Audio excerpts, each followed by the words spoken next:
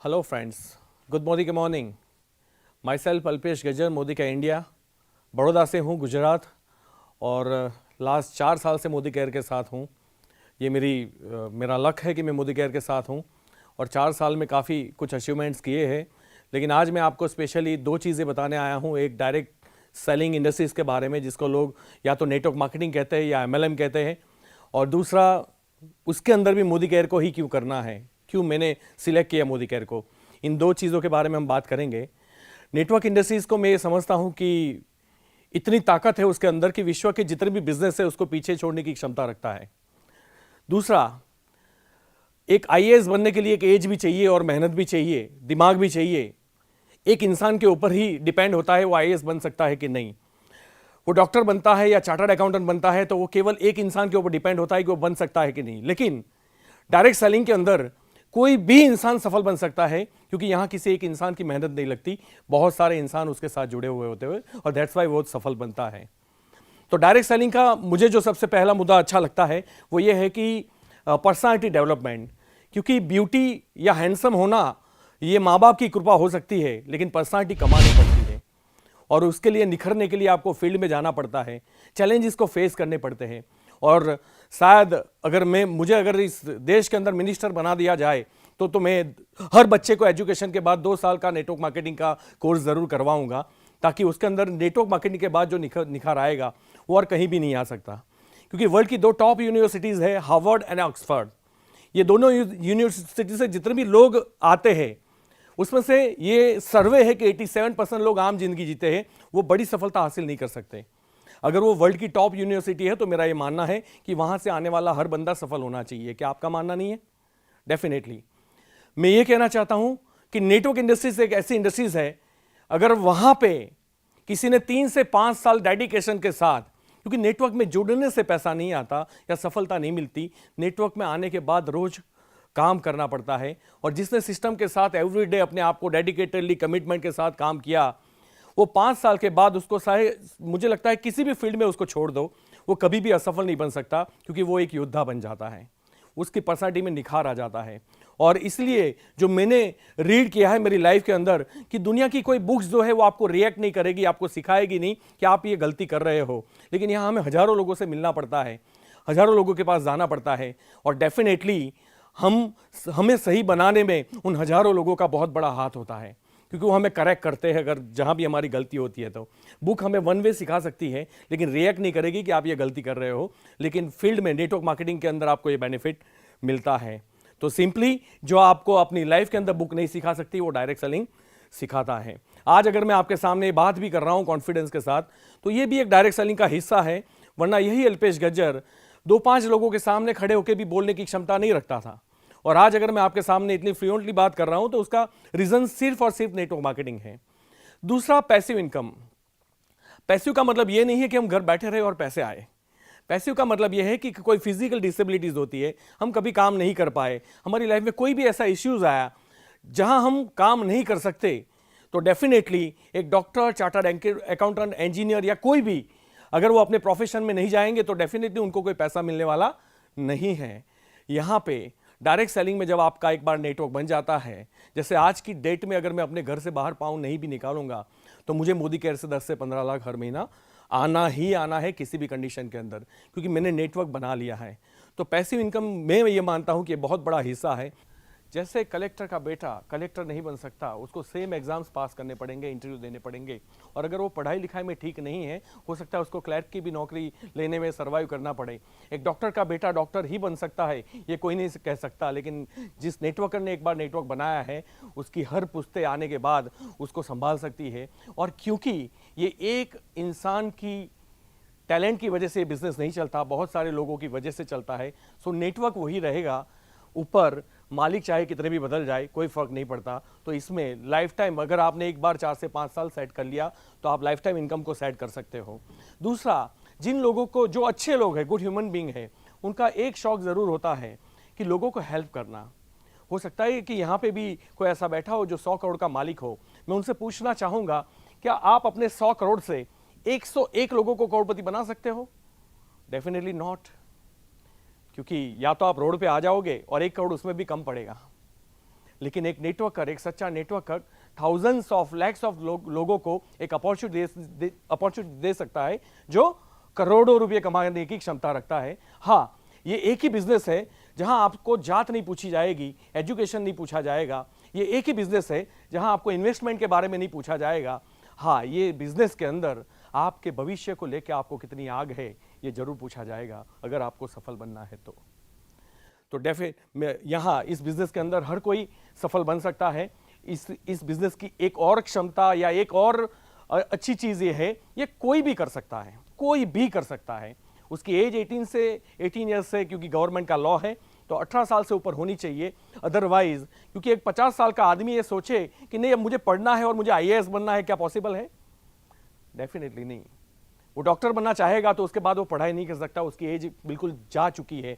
लेकिन एक 50 साल का आदमी अगर नेटवर्क में सफल बनना चाहे तो हमारी इंडस्ट्रीज में ऐसे कई लोग हैं जो 60 साल के बाद, 70 साल के बाद भी महीने के लाखों करोड़ों रुपए अर्न कर रहे हैं। It's a proven opportunity. तो ये कोई भी कर सकता है, ये एक अच्छी बात है। हेल्प करना भी अच्छा लगता है। मेरी टीम के अंदर भले ही डॉक्टर, इंजीनियर, लॉयर सारे लोग हैं, लेकिन मुझे अच्छा तब लगता है जब एक झोपड़पट्टी का बच्चा जिसकी उम्र 23 साल की है, आज वो महीने के लगभग 3 लाख रुपए कमा रहा है। वो पानी के पाउच बेचता था। आप सोचिए, क्या मैंने ट्रेडिशनल बिजनेस 14 साल मेरी लाइफ में किया है। मेरा खुद का बिजनेस था जिसके अंदर 15 आदमियों के पास बाइक थी 25 में से, और 15 की 15 लोन के ऊपर थी। आज 4 साल मुझे हुए मोदी केयर के अंदर, मेरी टीम के अंदर मोर देन 50 कार्स आई है नई। तो ये बहुत ही अच्छा फील होता है, क्योंकि वहाँ 14 साल काम करने के बाद भी मैं लोगों को कार नहीं दे पाया। मेरी जरूर आ गई, लेकिन इस बिजनेस के अंदर ना सिर्फ मेरी आई, मेरे पास 2 कार आई, तीसरी और भी मैं नेक्स्ट मंथ लेने जा रहा हूँ लग्जरी। तो ये अच्छा लगता है लोगों को हेल्प करते हुए। जब हमने फॉरेन ट्रिप अचीव की बहुत सारी, टर्की, मॉस्को, मलेशिया, दुबई, अब लगभग 400 लोगों ने मेरी टीम से अचीव किया है दुबई में। बात वो नहीं है कि 400 लोगों ने अचीव किया है, उसमें से 300 से ज़्यादा लोग ऐसे हैं जो कभी फ्लाइट में नहीं बैठे थे। तो एक जो जॉब वर्क की जो फीलिंग आती है कि हम जो बिजनेस कर रहे हैं, क्या वो लोगों के लिए फायदेमंद है? क्योंकि अगर मैं लॉयर हूं तो डेफिनेटली मुझे प्रार्थना करनी पड़ेगी कि 2 भाई जमीन के लिए झगड़े या किसी का डिवोर्स हो जाए। लोग जब बहुत बीमार होंगे तो मैं अगर डॉक्टर हूं तो मैं खुश होऊंगा, क्योंकि मेरी सीजन है, लोग बीमार हो रहे हैं तो मेरा बिजनेस चल रहा है। लेकिन ये एक ही प्रोफेशन है जहां लोगों की जिंदगी बना के आपके घर में पैसे आते हैं। तो मैं मानता हूं कि ये वर्ल्ड का सबसे बेस्ट बिजनेस है, क्योंकि इसमें जॉब वर्क की जो फीलिंग आती है वो सबसे अच्छी आती है बाकी के सारे बिजनेस में। बाहर की दुनिया में जितने भी बिजनेसेस होते हैं, एक दूसरे की टांग की खिंचाई होती है। ये एक ही बिजनेस है जहां लोगों को हाथ दे के ऊपर लाया जाता है। बाहर कोई इंसान कुछ करना भी चाहता है तो लोग उसको तोड़ने के लिए आते हैं। यहाँ कोई इंसान कुछ नहीं करना चाहता है, कॉन्फिडेंस लूज कर चुका है, तो भी उसको मोटिवेट किया जाता है, हाथ पकड़ के ऊपर लेके आते हैं। तो मुझे ये बिजनेस इसलिए अच्छा लगता है। डायरेक्ट सेलिंग के बहुत सारे फायदे हैं। मैं ये मानता हूँ कि लोग आते हैं सिर्फ पैसा कमाने के लिए या ड्रीम कंप्लीट करने के लिए, लेकिन उनको ये नहीं पता कि बिजनेस में, पर्टिकुलर डायरेक्ट सेलिंग के अंदर, पैसा जो है इस बिजनेस से मिलने वाले बेनिफिट्स में से सबसे आखिरी नंबर पे आता है। लेकिन ये समझने के लिए कम से कम 3 साल इस बिजनेस में रुकना पड़ता है। और मैं मानता हूं जैसे ग्रेजुएशन में 3 साल होते हैं, किसी भी डिग्री के लिए 5 से 7 साल होते हैं। लोग नेटवर्क मार्केटिंग को कभी पूरा समय देते नहीं है, इसलिए समझ नहीं पाते।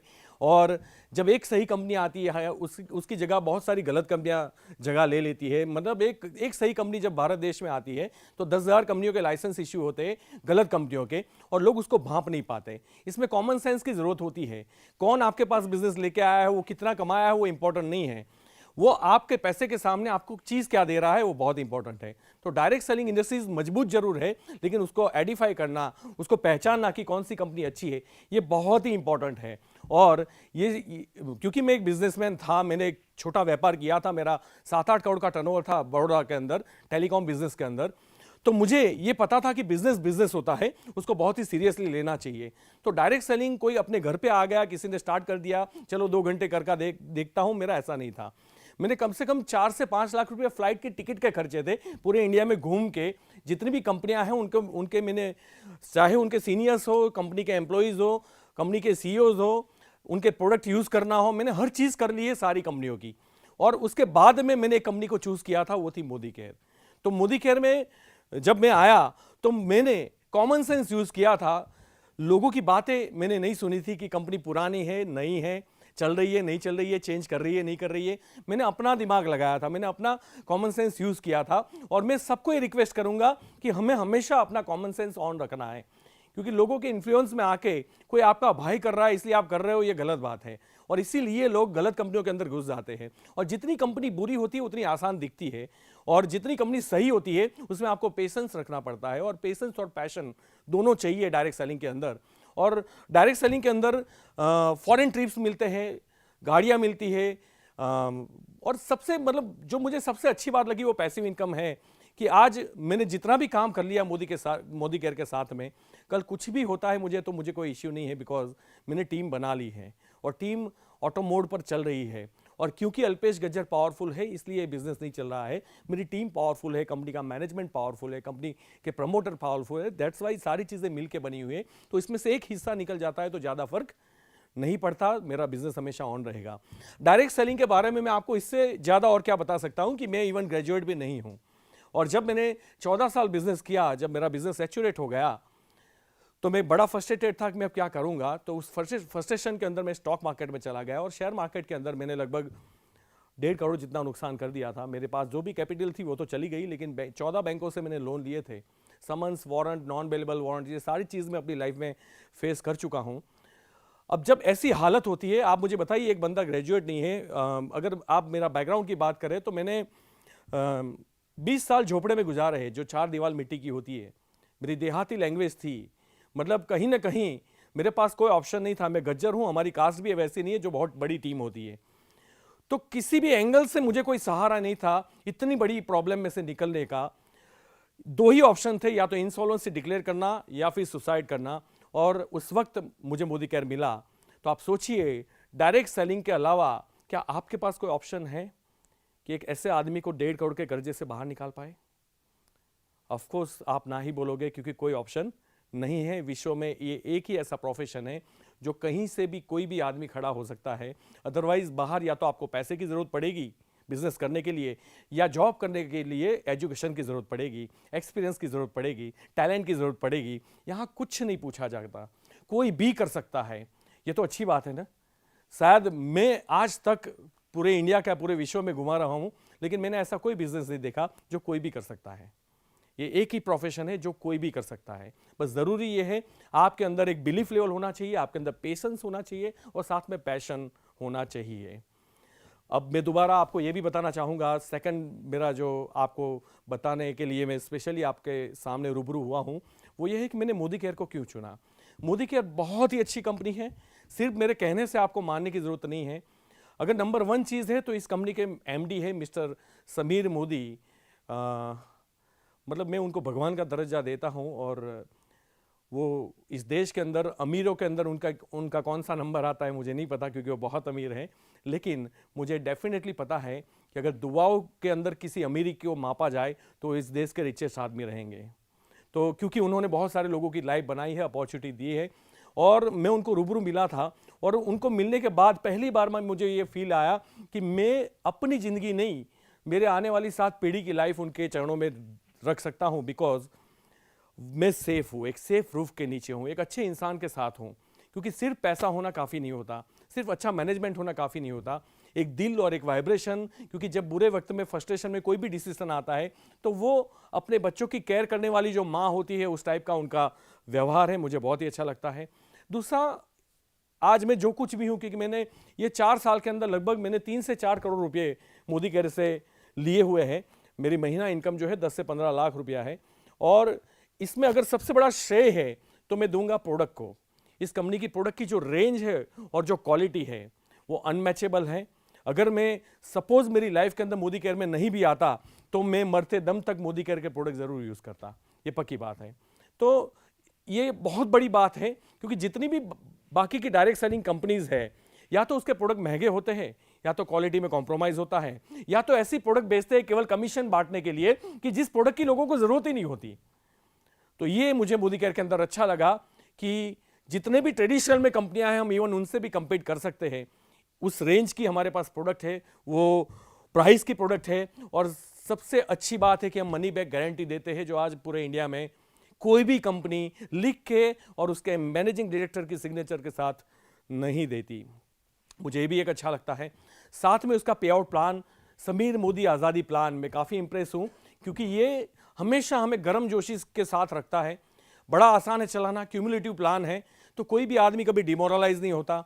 लीडरशिप प्रोडक्टिविटी बोनस, अगर आप मेरा 12 लाख का चेक बनता है तो उसमें से 6-7 लाख जो पर्टिकुलर एक प्लान के हिस्से से मुझे आते हैं, वो प्लान का हिस्सा मुझे सबसे प्यारा लगता है, क्योंकि जब तक आप लीडरशिप खड़ी नहीं करते, किसी बंदे के लाने के कंपनी पैसे नहीं देती, किसी बंदे को जब आप डेवलप कर लेते हो तब पैसे देती है, और उसे लीडरशिप प्रोडक्टिविटी बोनस कहते हैं। तो मुझे बहुत ही अच्छा लगता है कि आपको एक जबरदस्ती जिम्मेदारी दी जाती है कि आप किसी को सिर्फ लाओ मत, उसको आगे भी लेके जाओ। तो मोदी केयर के अंदर यह चीज अच्छी है। दूसरा, मोदी केयर के अंदर जो मुझे सबसे अच्छी और सबसे बड़ी बात लगी वो ये है कि किसी के भी घर में हम जब चले जाते हैं तो प्रोडक्ट का एक्सेप्टेंस 100% मिलता है। मतलब जब भी मैंने नेटवर्क मार्केटिंग के बारे में सुना था या उसकी ट्रेनिंग पीपीटीज में रीड करता था, उसके अंदर एक चीज लिखी हुई आती थी, rejection is the part of life. मतलब वो अपने योद्धा को हमेशा तैयार करके भेजते हैं कि भैया rejection is the part of life, लोग मना करेंगे फिर भी तुझे डट के रहना है। लेकिन बड़े ताज्जुब की बात है, आज तक मैं सैकड़ों लोगों को मिला हूं, मुझे आज तक किसी ने मोदी केयर की प्रोडक्ट यूज करने से या एक्सेप्ट करने से आज तक किसी ने मना नहीं किया। तो ये सबसे बड़ा और स्ट्रांग पॉइंट है। ऐसी कोई भी कंपनी भारत देश में नहीं होगी जहां 100 लोगों को मिला जाए और 100 लोग उसको एक्सेप्ट करने के लिए तैयार हो। तो मुझे ये भी एक अच्छा लगता है। ये कंपनी का 80 साल का हेरिटेज है। इवन मोदी केयर को 21 ईयर्स कंप्लीट हो चुके हैं, 22nd ईयर रनिंग है 2018 में, अब 22nd भी कंप्लीट हो जाएगा 2 महीने के बाद।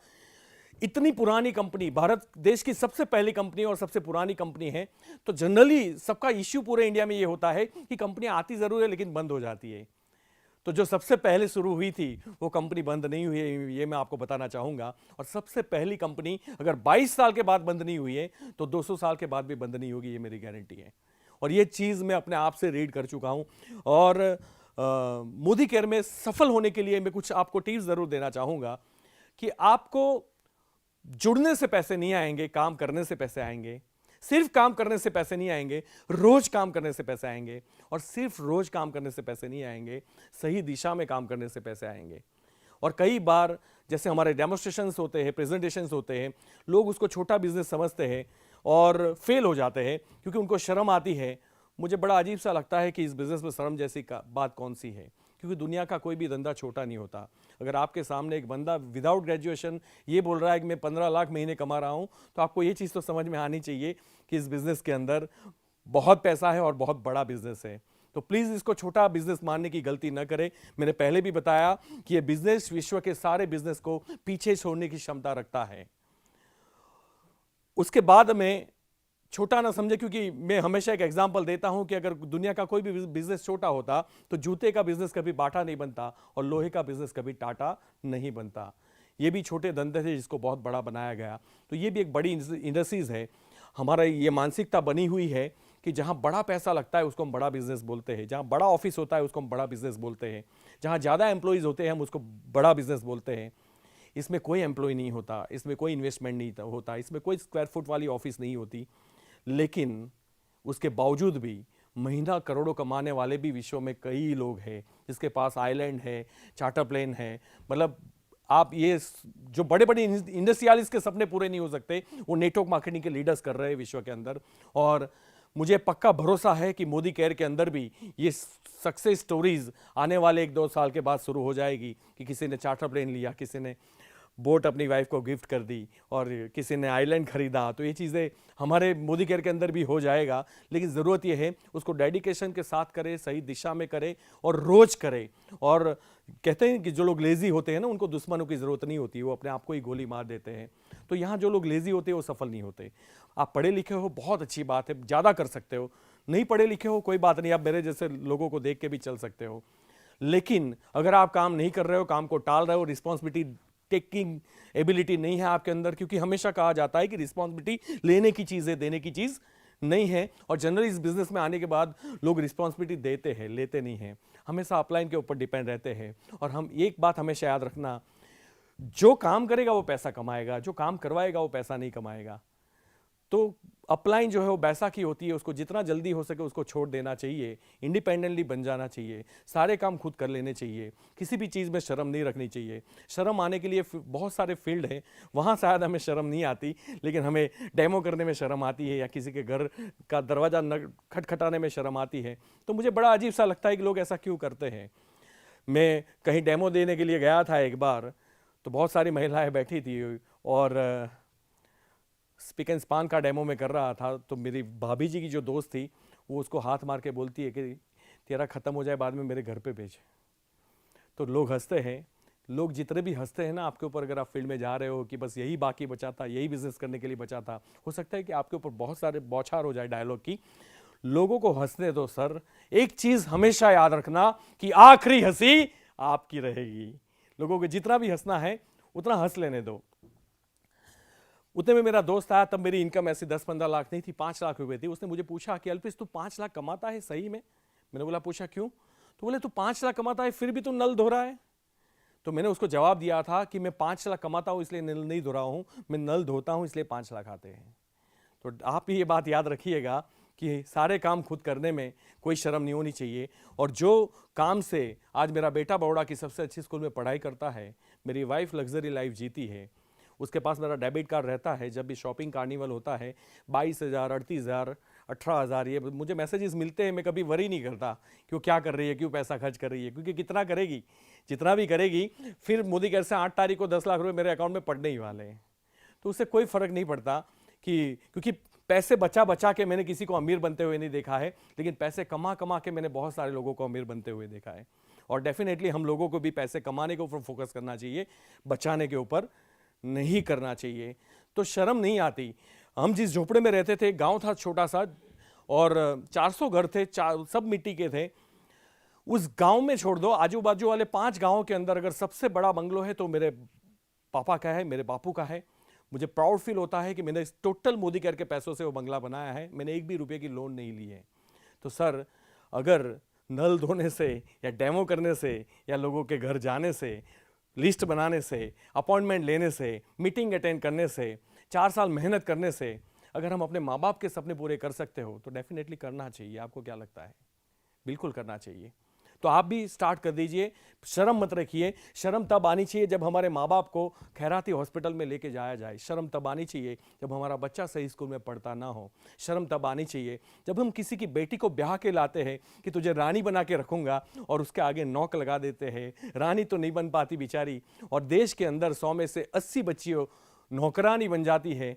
शर्म उन लोगों को आनी चाहिए। शर्म आने के लिए बहुत सारे फील्ड है, वहाँ लोगों को शर्म नहीं आती। पता नहीं मोदी केयर करने में क्यों शर्म आती है। कर लीजिए सर, अगर एक जगह पे शर्म नहीं की ना, दुनिया में कहीं भी किसी भी फील्ड में आपको शर्म करने की जरूरत नहीं पड़ेगी। Thank you so much. जय हिंद।